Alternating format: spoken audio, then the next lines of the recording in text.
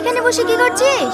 পল্লবী তুই ভালো আছিস? হ্যাঁ ভালো আছি। তোদের বাড়িতে সেই কবে এসেছিলাম, আমার মনেই পড়ে না।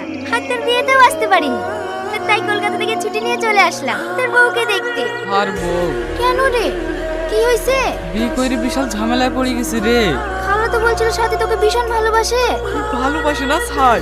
না রে, ও সত্যি তোকে ভীষণ ভালোবাসে। তা আমি আজকেই তোকে প্রমাণ করে দেবো। কিভাবে? চ, যেতে যেতে সব বলছি।